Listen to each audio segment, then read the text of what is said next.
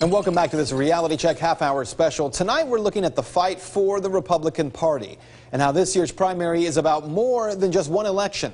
Before the break, we told you how the fight for delegates in the Republican primary is far from over. In fact, it is causing the kind of internal struggle the Republican Party has not seen in at least 20 years.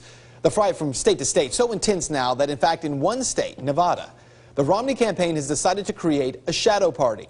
When Nevada held its Republican state convention 2 weeks ago, Ron Paul supporters, they swept the delegates there, winning 22 of the 25 available delegates. Then many of the leadership positions in the Clark County GOP, well, they were also won by Paul supporters.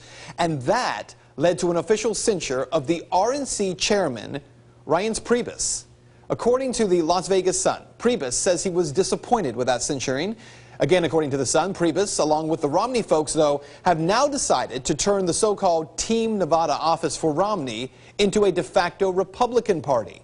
The article goes on to say this, quote, "The goal is for us to be running, get out the vote, running phone programs, voter ID, voter contact, everything through the Team Nevada headquarters," that strategist told the reporter from the Sun.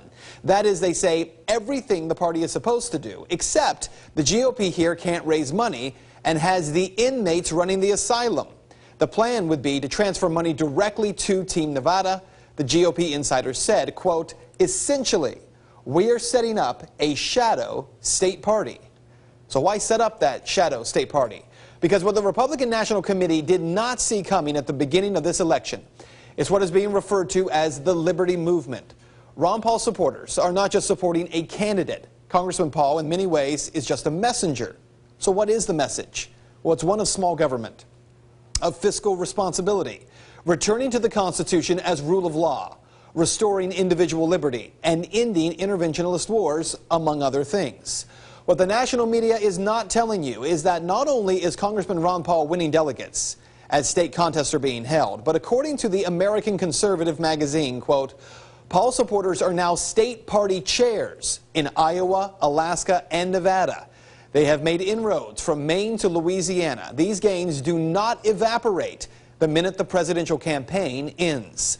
So here's what we know. In at least 5 states so far, the Ron Paul Liberty fringe people, well, they're no longer just the fringe. Despite what the national media or the RNC is telling you, these people are now the leadership in many states. And it is in the inroads that they're making, as the American Conservative pointed out, that have ramifications for the party far beyond August in Tampa. And it is the message of former vice presidential candidate Sarah Palin referring to in a recent interview with Fox's Sean Hannity. Listen.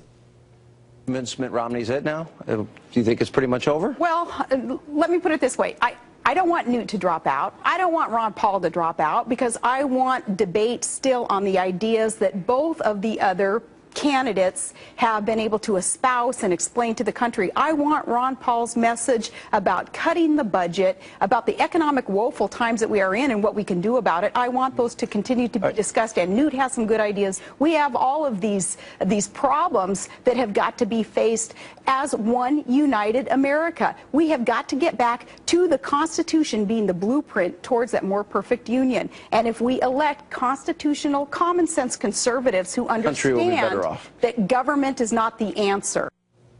Clearly, there is a bigger narrative here than just this one presidential primary election. But what about this primary? Is this contest still up in the air? Can Congressman Paul mathematically pick up enough delegates to win the convention? Well, in a word, yes. And that's because of a little-known rule in the Republican Party that allows delegates to vote their conscience. I'm going to tell you all about that and why it's taking place. Well, it's reportedly sending the Romney campaign into a panic at this point when we come back.